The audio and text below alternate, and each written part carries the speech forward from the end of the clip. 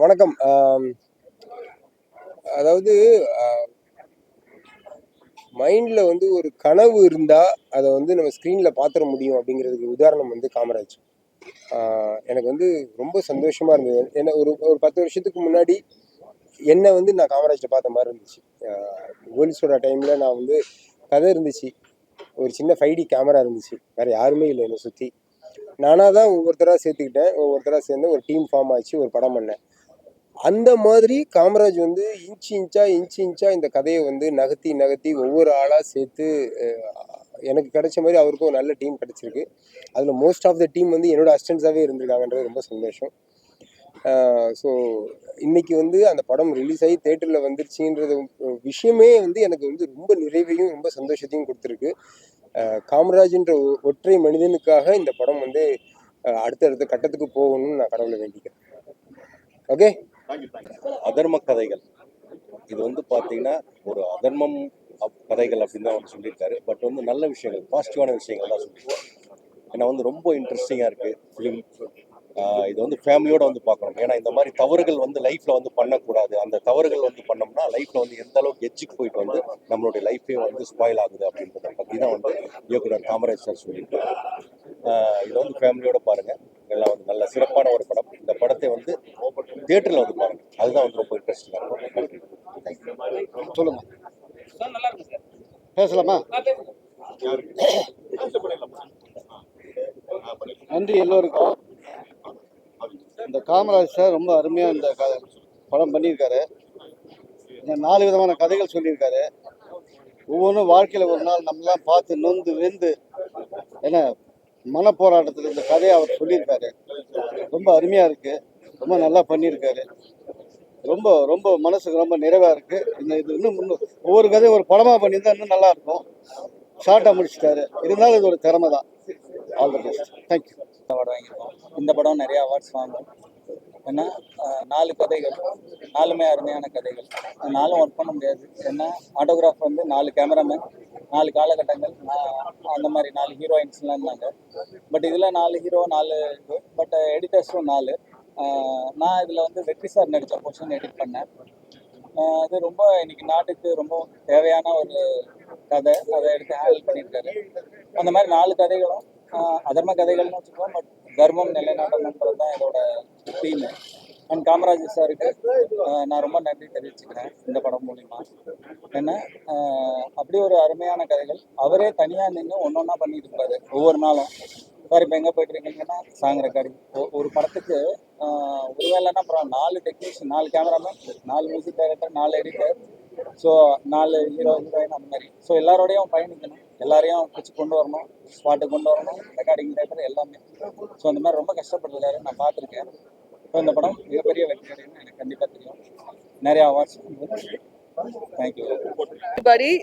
இந்த அதர்ம கதைகள் ரொம்ப அழகான கண்டென்ட் உள்ள படம். இது வந்து லாஸ்ட் நான் எதிர்பார்க்கவே இல்லை. ரொம்ப அழகா எடுத்திருந்தாரு சார். கண்ணில் தண்ணி வந்துச்சு. ரொம்ப எதிர்பாராத ஒரு ஸ்டோரியா இருந்தது. ஆல்மோஸ்ட் எல்லாமே எதிர்பாராத ஒரு ஸ்டோரி. நீங்க கண்டிப்பா எல்லாரும் இந்த படத்தை பார்க்கணும். ஒரு மீடியம் பட்ஜெட்ல இருக்கிற படங்கள் எல்லாம் நீங்க என்கரேஜ் பண்ணாதான் நல்ல படங்கள்லாம் வரும். நல்ல டைரக்டர்லாம் பெரிய லெவல்ல வருவாங்க. நிறைய டேலண்ட் அமைங்கிடும். ஸோ இதுல நிறைய music them and I hope I've done well too. So நீங்க தான் பார்த்துட்டு சொல்லணும். அண்ட் இதில் இருக்கிற டெக்னீஷியன்ஸ், ஆக்டர்ஸ் எல்லாமே ரொம்ப நல்லா பிரமாதமாக பண்ணியிருக்காங்க. டயலாக் எல்லாமே ரொம்ப நல்லா இருந்தது. எடிட்டிங் எல்லாம் நல்லா இருந்தது. I hope this becomes a super success. I'm wishing all the best to Nagaraj sir and the team. Thank you. அனைவருக்கும் வணக்கம். அதர்ம கதைகள் ரிலீஸ் ஆகி நல்லா ஓடிட்டு இருக்கு தேட்டரில். நீங்கள் எல்லாமே வந்து நல்லா சப்போர்ட் கொடுத்துருக்கீங்க, ரொம்ப நன்றி. ஸ்க்ரீன்ஸை பொறுத்த வரைக்கும் நாங்கள் எங்களால் முடிஞ்ச வரைக்கும் இது பண்ணியிருக்கோம். டெஃபினட்டாக வந்து நெக்ஸ்ட் வீக்கும் வந்து கண்டினியூ ஆகும் நம்புகிறோம். ஸோ அதுக்கு உங்கள் சப்போர்ட் ரொம்ப முக்கியம். இந்த ஆந்தாலஜி கதையை பொறுத்த வரைக்கும் டேரக்டர் ரொம்ப போராடி தான் பண்ணியிருக்காரு. அதுக்காகவே நம்ம சப்போர்ட் பண்ணணும். ஸோ அதுதான் உங்களுக்கு தேங்க்யூ. ஹாய், எல்லாருக்கும் வணக்கம். நான் உங்களுடைய சாக்ஷி அகர்வால். ரொம்ப ரொம்ப சந்தோஷமாக இருக்குது. ஏன்னா அதர்மா கதைகள் மாதிரி ஒரு நல்ல படம் வந்து மக்களுக்கு சேரணும். எனக்கு ஃபஸ்ட்டு டைம் காமராஜ் சார் இந்த கதை சொல்லும் போது பர்சனலாகவே எனக்கு ரொம்ப ரொம்ப பிடிச்சிருந்தது. அதனால தான் நான் இவ்வளோ இறங்கி ப்ரமோஷன்ஸ் பண்ணியிருக்கேன். ஏன்னா personally I feel that every single individual இந்த படம் பார்க்கணும், இந்த படம் போய்ட்டு சேரணும் எல்லா ஃபேமிலிஸ் கூட. எல்லா ஃப்ரெண்ட்ஸ்குள்ளே சேரணும். பிகாஸ் 4 கதையுமே பார்த்தீங்கன்னா டிஃப்ரெண்ட் டைமென்ஷன்ஸில் எடுத்திருக்கோம். புது புது பர்செப்ஷன்ஸ் ஆஃப் ரியாலிட்டி நம்ம சேலஞ்ச் பண்ணியிருக்கோம். ஸோ எவ்வளோ டிஃப்ரெண்ட் டைமென்ஷன்ஸில் ஒரு விஷயம் பார்க்கலான்னு இதில் அழகாக சொல்லியிருக்காங்க. ஸோ பர்சனலாகவே எனக்கு ரொம்ப ரொம்ப பிடிச்சிருந்தது. In fact I would say big thanks to Kamaraj sir, big thanks to Vetri and big thanks to entire cast and group. மொத்த டீமே அவ்வளோ ஹார்ட் ஒர்க் பண்ணியிருக்காங்க. நீங்கள் பார்த்துருக்கீங்க 4 கதையில் different technicians, different artist, different editors, different cameraman எல்லாருமே ஒரு பில்லராக இந்த படத்துக்காக நின்றுட்டு இருக்கோம். So and one more thing I would like to say, உங்களுக்கு யாருக்குமே இந்த படம் பார்க்கணுன்னா எனக்கு இன்ஸ்டாகிராமில் மெசேஜ் பண்ணுங்கள். நான் பர்சனலாகவே டிக்கெட் வாங்கி உங்களுக்கு அனுப்புகிறேன். Because I feel that this kind of movie should reach more and more. So any of you want to see the movie, இன்ஸ்டாகிராமில் உடனே எனக்கு மெசேஜ் பண்ணுங்கள். நான் பர்சனலாக டிக்கெட் வாங்கி உங்களுக்கு கொடுக்குறேன். Thank you so much. Take care. All the best. அதர்ம கதைகள் மட்டும் இல்லையா, நீங்க ஏன் இவ்வளோ ஒரு விஷயம் பண்ணுறீங்க? படத்துக்கு வந்து இப்போ ஆக்டர் வந்து ப்ரொடியூசர் ரொம்ப செஞ்சே வருது கிடையாது. ஆனால் நீங்கள் ஒரு சின்ன ஒரு ப்ரோக்ராம் பண்ணுறீங்க. ஏன் உங்களுக்கு அவ்வளோ பிடிச்சிருக்கு? எனக்கு உங்களுக்கு பார்த்து சொல்லணுமா, இங்கே பார்த்து சொல்லணுமா? ஸோ எனக்கு பர்சனலாகவே நான் இது வரைக்கும் நிறைய மூவிஸ் நடிச்சிருக்கேன். ஆனால் இந்த படத்தில் நான் ரொம்ப இன்ட்ரெஸ்ட் எடுத்துட்டு இந்த படம் போயிட்டு எல்லாருக்கும் சேரணும்னு ஆசைப்படுறேன். It's purely because of the content. First time என் அம்மா படம் பார்க்கும்போது எனக்கு ரொம்ப ரொம்ப பாராட்டினாங்க. அந்த அம்மாவோட கண்ணில் அந்த ஒரு ப்ரௌடு ஃபீலிங் பார்த்து நம்ம மனசில் அது ஒரு ரொம்ப எனக்கு டச் ஆயிடுச்சு. தட் ஓகே, ஃபைனலி அம்மா அப்பா are very proud of me as an actor. So அந்த விஷயம், ஏன்னா அம்மா அவ்வளோ என்ஜாய் பண்ணி பார்த்தாங்க. என்னோட செக்மெண்ட் மட்டும் இல்லை, எல்லாருடைய செக்மெண்ட். அண்ட் எனக்கு ரொம்ப பாராட்டினாங்க அம்மா. தட் ஒரு நல்ல கதை, ஒரு நல்ல கண்டென்ட் நீ கொடுத்துருக்கேன். இந்த மாதிரி சொசைட்டிக்கு தேவையான விஷயங்கள் நீ பண்ணணும். Because cinema is ultimately either entertainment or education. So education point of வியூவில் ரொம்ப நல்லா பண்ணியிருக்கீங்க. ஸோ அந்த விஷயம்னால ஐ ஃபீல் தட் எத்தனை பேருக்கு என்னால் சேர முடியுது, நான் அதை சேர வைப்பேன். அண்ட் அதனால தான் இந்த சின்ன படமோ பெரிய படமோ விஷயம் கிடையாது, நல்ல கண்டென்ட் போயிட்டு சேரணும். So even now I am saying anybody wants the tickets, எனக்கு மெசேஜ் பண்ணுங்கள், நான் வாங்கி கொடுக்குறேன். சாக்ஷி அகர்வால் இப்போ வந்து தமிழ் சினிமா நிறைய படம் வந்து நடிக்க மாட்டீங்கன்னு சொல்கிறாங்க. ஆனால் வந்து உங்களுக்கு கதை பிடிக்கலையா, இல்லை வந்து நீங்கள் தமிழ் இப்போதைக்கு வேணாம், நம்ம வந்து பாலிவுட் ஹாலிவுட்லாம் போயிட்டு வரேன்? இல்லைங்க, அப்படி கிடையவே கிடையாது. எனக்கு எப்போவுமே தமிழ் தான். ஏன்னா என்னோட ஸ்டார்டிங்கே தமிழ் தான், என்னோட பேஸே தமிழ் தான், என்னோட வீடே சென்னை தான். நான் ஃபுல்லாகவே ஒரு தமிழ் பொண்ணாகவே இருக்கேன் இப்போது. ஸோ கண்டிப்பாக my first priority is always to Tamil cinema. And நடிக்க மாட்டேன்னு கிடையவே கிடையாது எனக்கு. ஏன்னா ரொம்ப பெரிய பட்ஜெட் இருக்கணும், இல்லை ரொம்ப இந்த மாதிரி செட்டப் இருக்கணும், இந்த மாதிரி இருக்கணும், அப்படி கிடையவே கிடையாது எனக்கு. I am ready to act as long as the content is good. So ஒரு ஸ்டோரிக்கு பின்னாடி ஒரு தாட் ப்ராசஸ் இருக்கும். எதுக்கு நம்ம இந்த கதையை எடுக்கிறோம், யாருக்கு நம்ம டார்கெட் பண்ணுறோம், எதுக்காக நம்ம சினிமா மாறும், சும்மா ஒரு படம் எடுக்கிறதுக்காக நம்ம பண்ணல. ஸோ அந்த மாதிரி நல்ல கதைகள் இருக்குன்னா 100% நான் கண்டிப்பாக ஆக்ட் பண்ணேன். ஆஸ் ஐ செட், எனக்கு பெருசு டிமாண்ட்ஸும் கிடையாது. 10 பேர் வரணும் என் கூட, ஆன்ராஜ் வரணும், ஆர் இவ்வளோ பட்ஜெட் கொடுத்தா தான் நான் நடிப்பேன், கிடையவே கிடையாது. நல்ல ரோல்ஸ் இருந்தால் நான் கண்டிப்பாக நடிப்பேன். In fact I'm also open to doing important strong character roles. Because I feel அந்த கதையில் நம்ம என்ன கான்ட்ரிபியூட் பண்ணுறது தான் விஷயம். ஸோ நம்மளால அந்த கதையை மாறுது, ஒரு நல்ல கான்ட்ரிபியூஷன் வருதுன்னா I'm definitely open. Any good scripts you feel free to reach out to me. Tamil சினிமாவில் நிறைய ஹீரோஸ் அவங்க கூட பவுன்சர்லாம் வராங்க. அதை பற்றி உங்க கருத்து? ஏன்னா உங்க சைடில் நீங்கள் பார்த்து சோலோவாக வந்திருக்கீங்க, யாரும் இல்லை. பவுன்சர் வந்து அவங்கள வந்து நிறைய டார்கெட் பண்ணுறாங்கன்னு சொல்லி வச்சு பண்ணுறாங்க. ஆனால் அவங்களுக்கு சம்பளம் கொடுக்கணும், அது ப்ரொடியூசர் கஷ்டப்படுறாங்க. ஸோ அந்த மைண்டில் யாரும் போட்டு இல்லை, அப்படி கிடையாதுங்க. நம்ம பர்சனல் சாய்ஸ் தான். என்னோட personal choice is to be like this. நான் எப்போவுமே லைக் இப்படி தான் இருப்பேன். நான் வீட்லேயும் இப்படி தான் இருப்பேன், இங்கேயும் இப்படி தான் இருப்பேன். ஸோ எனக்கு டிஃப்ரெண்ட் லைஃப் நான் வாழ மாட்டேன். ஸோ அதனால தான் இட்ஸ் எவ்ரிபடிஸ் பர்சனல் சாய்ஸ், அவ்வளோதான். சத்தமாக பேசுமா? எல்லாருக்கும் வணக்கம். இப்போ வந்து இயக்குனர் காமராஜர் சார் அவர்கள் இயக்கியிருக்கிற அதர்ம கதைகள் அப்படிங்கிற படத்தில் வந்து நான் வந்து திவ்யா துரைசாமிக்கு வந்து அம்மாவாக நான் பண்ணியிருக்கேன். ஒவ்வொரு கதையுமே ரொம்ப தேர்ந்தெடுத்து பண்ணியிருக்காங்க. ஆக்சுவலி வந்து ஒரு படைப்பு வந்து வெளியிட்டு அதை வந்து வெற்றிகரமாக செய்கிறதுக்கு வந்து சாதாரணமான ஒரு விஷயமே கிடையாது. உங்கள் எல்லாருக்குமே தெரிஞ்சிருக்கும் அதில் எவ்வளோ பெரிய கஷ்டம் இருக்குது அப்படிங்கிறது உங்கள் எல்லாருக்கும் நிச்சயமாக தெரிஞ்சிருக்கும். பெரிய படங்களுக்கு இருக்கக்கூடிய மார்க்கெட்டிங் இதில் நிச்சயமாக இருக்காது. பெரிய படங்களுக்கு உண்டான பெரிய ஆர்டிஸ்ட் இதில் நிச்சயமாக எடுத்திருக்க மாட்டாங்க. ஆனால் அதையெல்லாம் தாண்டி இதில் உயிரோட்டமுள்ள ஒரு கதைகள் இதில் இருக்குது. ஒவ்வொருத்தருமே நம்ம அன்றாடம் ஃபேஸ் பண்ணுற ஒவ்வொரு கதைகளையுமே தேர்ந்தெடுத்து இன்னைக்கு ஜெயிக்கணும்னா ஏதோ ஒரு கிளாமரான ஒரு கதையை காமிச்சோ இல்லை ஏதோ ஒரு வன்முறையான ஒரு கதை களத்தை தேர்ந்தெடுத்தோ ஏதோ ஒன்று நம்ம பண்ணியிருந்திருக்கலாம். ஆனால் காமராஜர் சார் வந்து அப்படி நினைக்கல. காமராஜர் சாரோட தாட் என்னவா இருந்தது அப்படின்னா, தேவையான கதைகளை அது தர்ம நியாயப்படி ஒரு சிறந்த கதைகளை தேர்ந்தெடுத்து அதை வந்து நம்ம மக்களுக்கு ப்ரெசென்ட் பண்ணணும் அப்படிங்கிறதுனால. எத்தனை பேர் நம்புவீங்கன்னு தெரியாது. அசிடிஸ் எல்லாருமே சொல்ற இது என்ன அப்படின்னா, ரொம்ப கஷ்டப்பட்டு தான் இது பண்ணணும் அப்படின்ற மாதிரி சொல்லுவாங்க. நிஜமாலுமே இந்த யூனிட்ல இருந்த எல்லாருமே ரொம்ப ரொம்ப ரொம்ப கஷ்டப்பட்டு தான் ஒரு படைப்பை வந்து உருவாக்கியிருக்காங்க.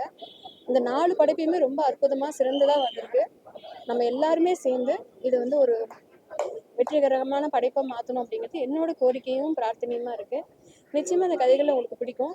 சின்ன சின்ன குறைகள் இல்லாமல் இருந்திருக்கிறதுக்கு வாய்ப்பு இருக்காது. குறைகள் இருக்கும், ஆனால் அதெல்லாம் தாண்டி இந்த கதைகள் நம்மளுக்கு சொல்லக்கூடிய ஒரு ஆத்ம திருப்தியும் ஒரு ஒரு அன்பு மொழியும் இருக்கு இல்லையா, அது நம்மளுக்கு நிச்சயமா தேவைப்படும். இந்த படத்தோட முடிவில் கண்டிப்பாக நீங்கள் அதை ஃபீல் பண்ணுவீங்க. அதுதான் இந்த படத்தோட வெற்றியாக நான் நினைக்கிறேன். ரொம்ப நன்றி.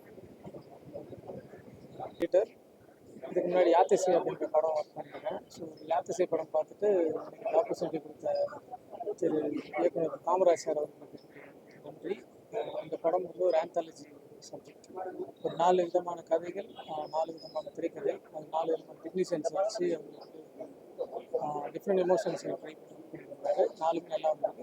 என்னோட பார்ட் இந்த படத்தில் திவ்யா துரைசிங்கோட போர்ஷன் நான் வந்து எடிட் பண்ணி கொடுத்துருக்கேன். அண்ட் இந்த படத்தோடைய ப்ரொமோஷன்ஸ் அண்ட் ட்ரெய்லர் கட்ஸ் பண்ணியிருக்கேன். ஸோ படத்தை பார்த்துட்டு நீங்கள் எல்லாரும் சப்போர்ட் பண்ணணும்.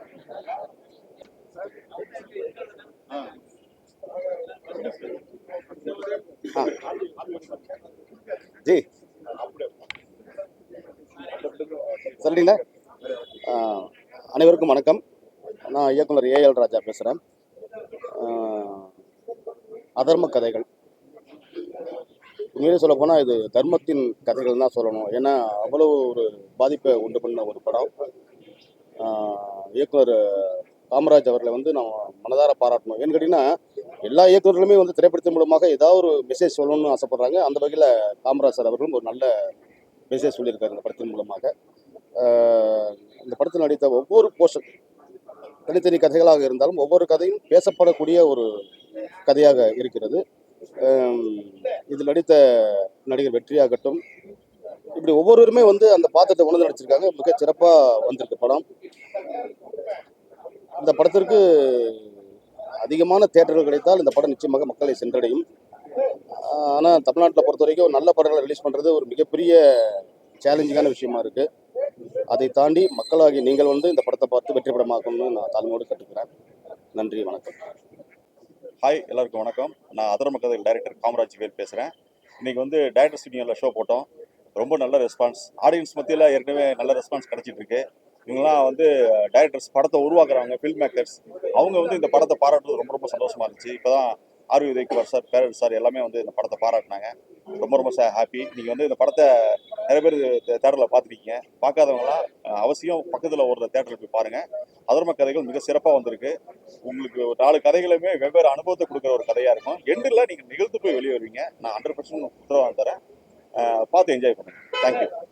படத்துல 4 கதைகள் சொன்னீங்க. எடிட்டர் 4 பேர், மற்றவங்க 4 பேரை நீங்கள் அது எப்படி சார் ஹேண்டில் பண்ணுறீங்க? ஏன்னா ஒரு டீம் ஹேண்டில் பண்ணுறது பெரிய விஷயம், ரொம்ப கஷ்டம்.